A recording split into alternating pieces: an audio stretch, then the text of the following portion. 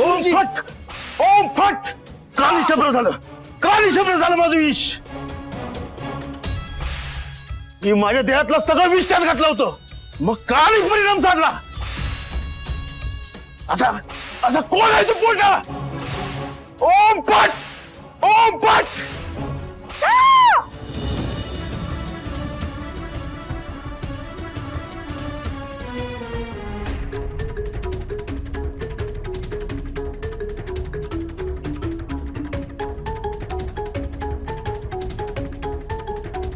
ओम फट, ओम फट. गुरुजी, अहो ती धर्मशाळेकडे निघाली आहे. तिने ज्ञानेश्वरांना काही सांगितलं तर सगळं संपून जाईल. नाही, काहीतरी करायला हवं. ज्ञानेश्वर, ज्ञानेश्वर, मला तुमच्याशी काहीतरी बोलायचं आहे. काय झालंय आजी? आता तुम्हासनी भेटून जात असताना वाटेत काय? ओम कडकडार धडधडार भम भम स्वा.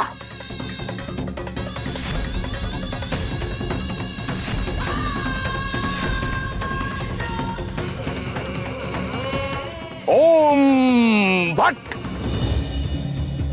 जाताना वाटेत असं वाटलं की तुम्हाला एक विनंती करावी. कोणती? अवचित मिळालेलं सुख साजरं करायची इच्छा आहे. आज रात्रीला कीर्तन कराल? नक्की करेन.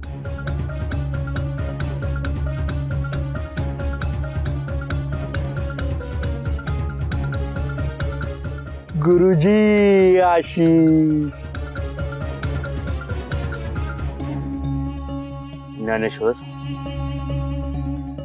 ह्या माईंची इच्छा पूर्ण केलीत, माझी देखील कराल का? तुमच्या रसाळवाणीबद्दल लय ऐकून आहे.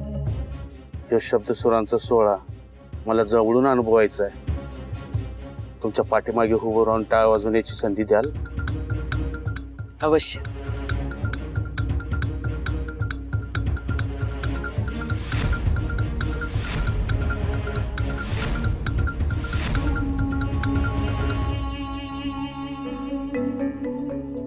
येते मी.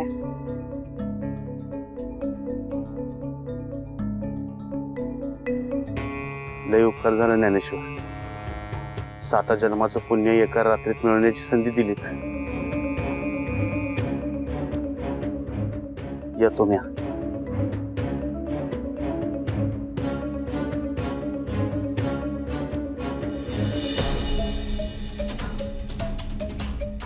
गुरुजी, एक विचारायचं होत.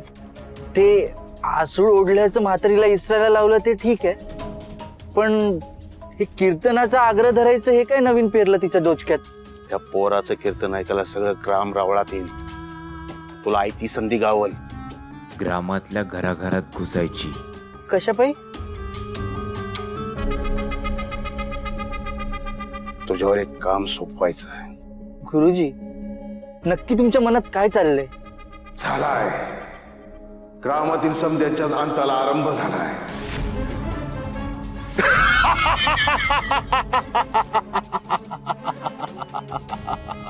ओम फट.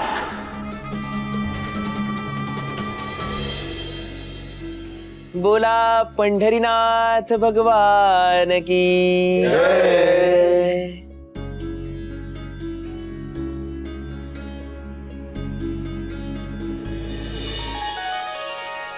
संपत्ती विपत्ती दुःख हरेल अवघा शोक वेगी करुनिया विवेक हरिस्मरण करी मंत्रयंत्र सूत्रधारी सिद्ध साध्य तोची हरी नित्य जपोनी वैखरी आप्तता करी हरिसी.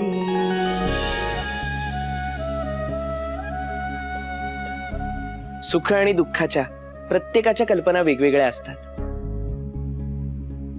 आरंभ आणि अंत हे एकमेकांचे सवंगडी असतात. परंतु आरंभामुखी सुख आणि अंतामुखी दुःख हे आपण आपलंच ठरवून घेतलेलं असतं. परंतु खरं पाहता हे अगदी विरुद्ध आहे. एखाद्या गोष्टीचा आरंभ होणार म्हणजे त्याचा कधी ना कधी अंत होणार याचं दुःख असावं, आणि अंताच्या क्षणी पुन्हा नव्याने आरंभ होणार याचं सुख असावं. हे सांगण्यामागचा मुख्य हेतू असा की आरंभ आणि अंत हे क्षितिजासारखे असतात. समोर दिसतात, मनास जाणवतात, परंतु आभासी असतात. हा आभास जेव्हा सत्यात उतरतो तेव्हा ते स्वीकारण्याचं बळ पांडुरंगच देतो. अंताची वेदना दूर करण्यासाठी आपण या मायबापाच्या चरणी सावली शोधतो. कोणत्याही नात्याच्या अथवा जन्माच्या अंतापाशी आसव न गाळता नव्या आरंभासाठी सज्ज व्हायला हवं. कारण आपला सहवास संपला तरी त्यातून मिळालेलं बळ आजन्म आपल्या सवे राहतं. ज्ञानेश्वर, अहो तुम्ही असं का बोलताय? कारण या ग्रामातील आमच्या वास्तव्याचा अंत समीप आलाय. ज्ञानेश्वरा, आमच्याकडून काही आगळीक झाली आहे का? नाही, परंतु प्रत्येकाला एक ना एक दिवस जावंच लागतं. पण कुणाचाही सहवास आयुष्यभर पुरत नाही. परंतु त्या व्यक्तीचं जाण्याचं दुःख न मानता त्याच्या जन्माचा, त्याच्या भेटीचा आणि त्याच्या सहवासाचा सोहळा साजरा करता यायला हवा. आपला सहवास मला आयुष्यभर सामर्थ्य देईल. त्यामुळे आजच्या कीर्तनाचा विषय आहे सामर्थ्य.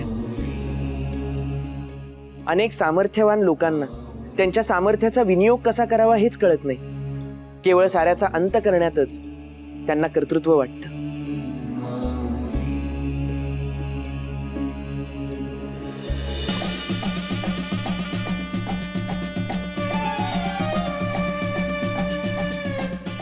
गुरुजी आशीष.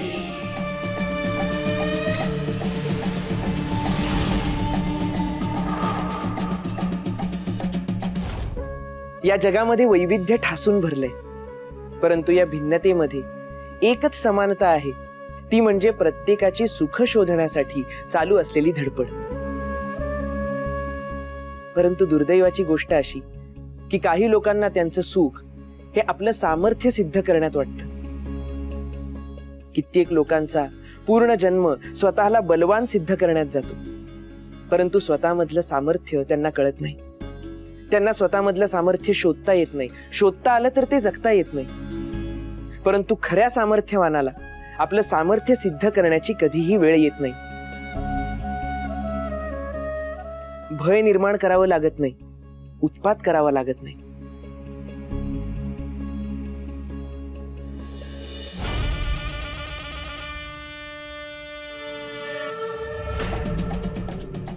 गुरुजी आशीष.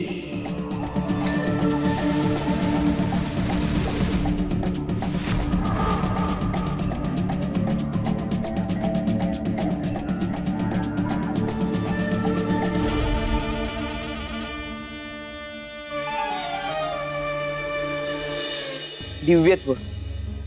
दिव्यत्वाला स्थलकालाच्या मर्यादा नाही. लहान मोठा असा भेदभाव नाही.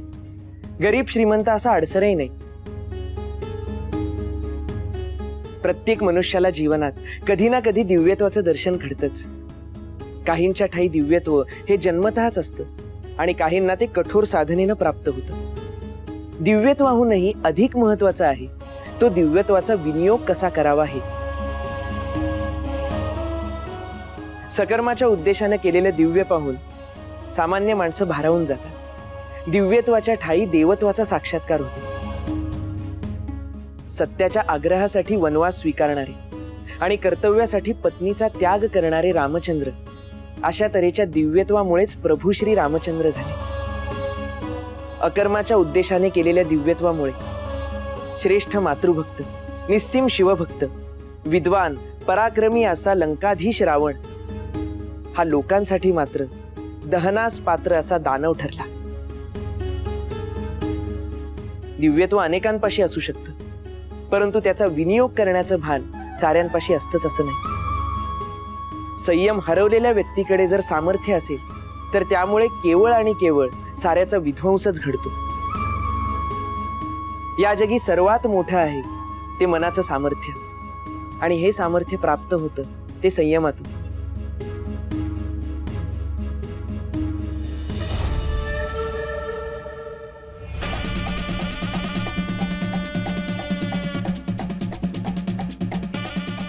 गुरुजी आशीष.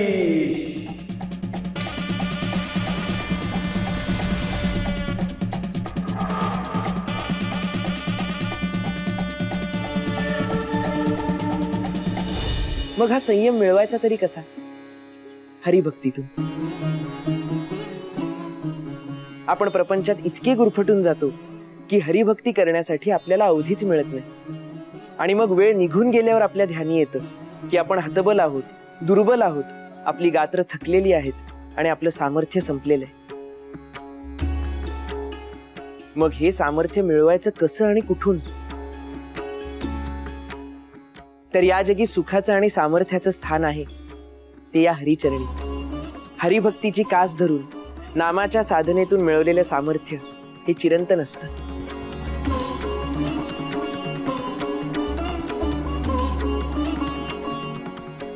मी माझ्या देहातला सगळं विष घातलं होतं, मग काय परिणाम झाला?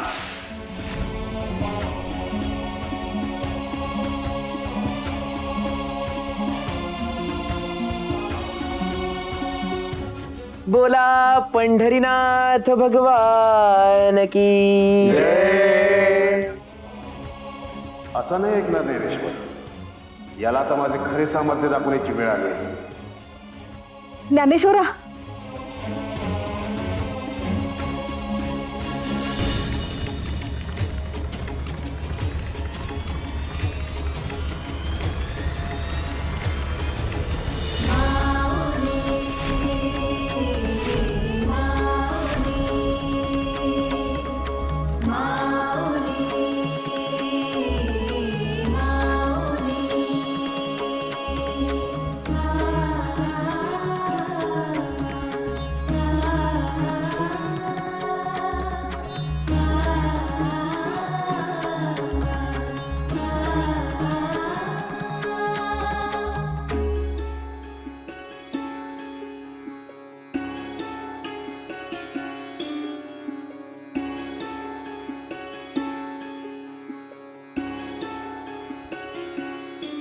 जय तू ज्ञानेश्वर, जय तू ज्ञानेश्वर, जय तू ज्ञानेश्वर, जय तू ज्ञानेश्वर, जय तू ज्ञानेश्वर. जय तू ज्ञानेश्वर.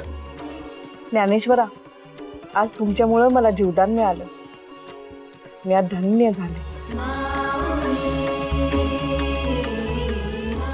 आता इथून पुढील आयुष्य तुम्ही दिलेलं दान म्हणून मी आज जगेन. आता एकच इच्छा आहे, या नव्या आयुष्याचा आरंभ करण्यापूर्वी बाजूच्या ग्रामातल्या विठ्ठलाचं दर्शन करायचं आहे. तुम्ही याल माझ्या संग? आम्ही येऊ तुझ्या सगळी.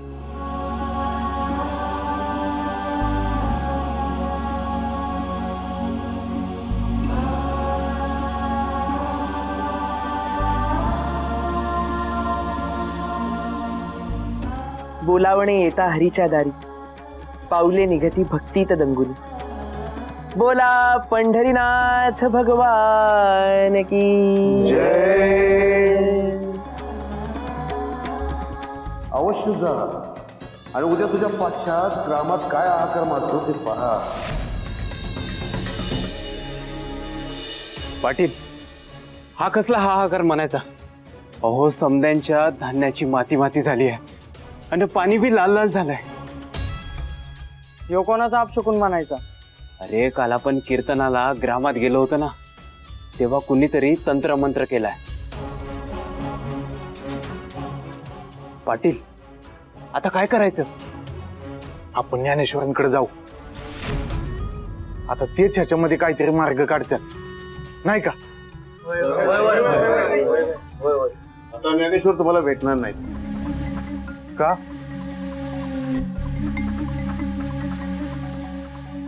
तुम्ही काल कीर्तनात त्यांच्या मागं टाळ घेऊन उभे होतात ना? होय, ज्ञानेश्वराला आम्ही दोघं बी गुरु मानू लागलोय आणि त्यांच्या अनुपस्थितीत या ग्रामाला सहाय्य करणं हे आमचं काम आहे. नाही नाही, आम्ही ज्ञानेश्वरांनीच भेटू ते आले की. भेटा, पण रित्या हाती भेटू नका.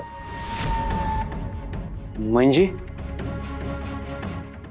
या जगात प्रत्येक गोष्टीचं मोल असतं. आता ज्ञानेश्वरांसारखा देव माणूस ते मागत नाही, कारण त्यांना ठाव असतं की तुम्ही समजे मिळून ते सगळं त्यांना देणार. म्हणजे कसलं मोल? तुमच्या समस्येचं निराकरण करण्याचं मोल. तुम्हासनी तुमचं धान्य परत मिळेल, तुमचं पाणी देखील पूर्ववत होईल, पण विनामूल्य नाही. याआधी ज्ञानेश्वरांनी तुम्हाला विनामूल्य सहकार्य केलं, कारण त्यांना तुमचा विश्वास जिंकायचा होता. आणि तुम्हाला वाटत असेल की त्यांनी तुम्हाला सहाय्य करावं, तर तुमच्याकडचे समद अलंकार, समद धन त्यांना मोल म्हणून द्यावं लागेल. नाही नाही, तुम्ही काय बी सांगताय. अहो, ज्ञानेश्वरांना कशाचा बी मोह नाही. मग कशासाठी राहिली या ग्रामात? अहो, त्यासनी बी पोट हाय, त्यासनी बी घर आहे. मोल दिलं तर त्यांचं बी घर चालेल आणि तुमचं बी. आणि असं नाही केलं तर धान्याचा एक कण बी ग्रामात पिकणार नाही, आणि पाण्याचा एक थेंब बी ग्रामात टिकणार नाही. पण एक निश्चित, ज्ञानेश्वरांना तुम्ही जर मोल दिलं नाही तर ते ह्यावेळी तुम्हाला सहाय्य करणार नाही. ते तुम्हाला ताण भुकेनं तडपडून मरून देतील, पण सहाय्य करणार नाही.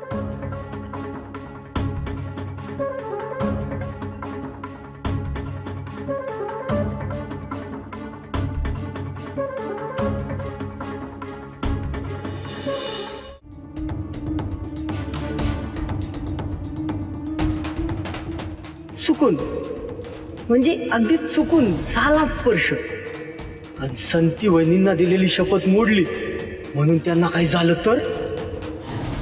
मग माझ्या बहिणीचा आणि तुमच्या बायकोचा जीव वाचवाय असं मग तो ठरला. हे शल्य घेऊन जगत राहा. गोरोबा, हो गोरोबा दादा, घेता का कुराड? नाही न ग. अहो घ्या की, अहो घ्या. आणि तसं बी लाकूड फाट्याला सरपणाला तुम्हाला कुराड लागतेच की. याचं मोल मोलाचं राहू द्या, मडकी घ्यायला येतो मी. काय हो, डोचक्याला काय झालं? ते छोटासा अपघात झाला. जरा जपून धार रे, नाही तर हात कापायचा. वय.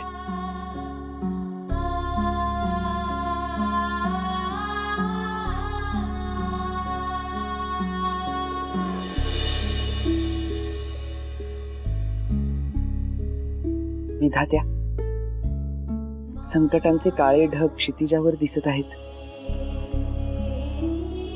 आप्तांचं रक्षण कर, शत्रूचं रक्षण कर. अंताचा आरंभ झालाय, साऱ्यांचंच रक्षण कर.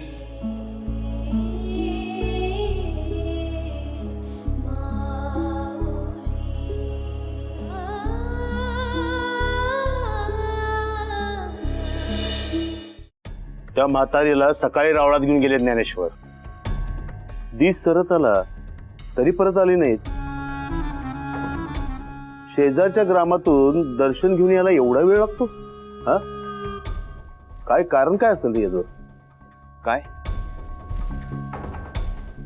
कारण त्यांना ठाव होतं, त्यांची मागणी तुम्हाला सांगितली की तुम्ही प्रक्षुब्ध व्हाल, आणि त्या प्रक्षोभाला सामोरं जाणं त्यांनी टाळलं. विद्वान माणसं आपल्यावरचा क्रोध कसा कमी करतात?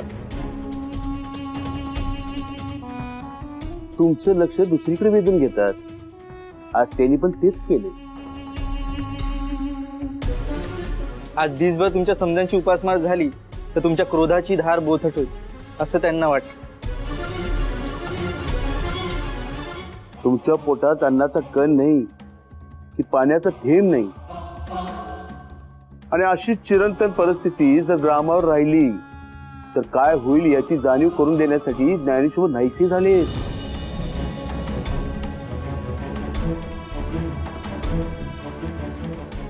ते तुमची अग्निपरीक्षा बघतायत. तुमच्या बोलण्यात जर तथ्य असेल ना तर त्यांना मी सोडणार नाही. अरे भावना वेटीस धरून ते जर तुम्ही मला क्रोधित होऊ नका. तुमची परीक्षा घेणाऱ्याची तुम्ही परीक्षा पहा. म्हणजे रामकृष्ण हरी रामकृष्ण हरी रामकृष्ण हरी रामकृष्ण हरी रामकृष्ण हरी रामकृष्ण हरी रामकृष्ण हरी रामकृष्ण हरी. ज्ञानेश्वर, अहो आम्ही वाट बघत होतो तुमची. इतका विलंब का लावला यायला? आजी पांडुरंगाच्या भक्तीत तल्लीन झाली आणि तिचं ते रूप पाहून वेळेचं भानच हरपून गेलं.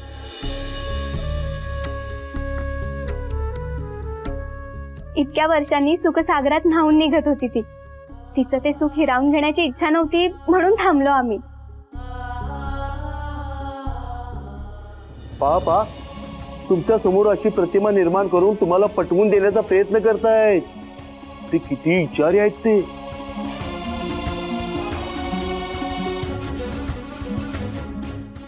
अहो काय बोलताय तुम्ही? सोंग आहे हो सगळं. चांगुलपणाचं नुसतं सोंग आहे.